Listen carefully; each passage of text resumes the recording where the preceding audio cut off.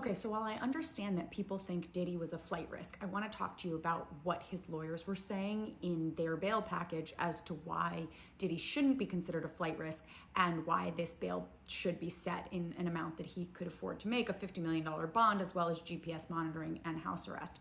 I'm Eliza Orlins, career public defender here in Manhattan for the last 15 years. Okay, so essentially Diddy's homes were raided. His places of residence in Miami and Los Angeles were raided. Search warrants were executed back on March 25th of this year. They were very public and heavy-handed. There were officers and agents with assault rifles trained on the heads and chests of his children. It was, obviously this was a big ordeal. About a week following the searches on April 1st, his lawyer says that counsel took possession of Mr. Combs' U.S. passport. On the same day, he advised the AUSAs of the fact that counsel had Mr. Combs' passport and would not return it to him, so he would not leave the country during the pendency of the investigation. They have maintained his passports throughout.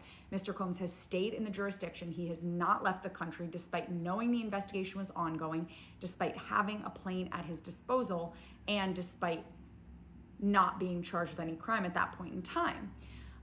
He also advised the government that if Mr. Combs intended to travel domestically, he would inform the assistant U.S. attorneys. Those promises have been kept. For example, on June 9th, 2024, he was traveling from Miami to Los Angeles to go on a road trip with his children. He provided that information to the prosecutors.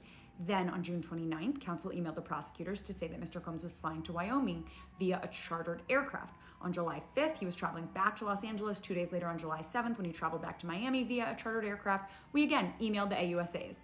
In addition, when he planned to travel but did not take those trips, we notified the prosecutors of that as well. So all of that, plus a number of other factors that are included, are saying, listen, he may have been a flight risk, but given that, he could have fled. He could have fled the country. He could have fled the jurisdiction. He understood that these investigations were ongoing and that charges were likely to be brought. He didn't go anywhere. So him having a plane, him having money, doesn't necessarily mean that he's going to leave the jurisdiction. I believed that they were going to allow him to remain on GPS monitoring and remain at either his home in New York or his home in Miami and nowhere else, as well as post a $50 million bond. So frankly, I was pretty shocked to see that he is going to be held in jail pre-trial.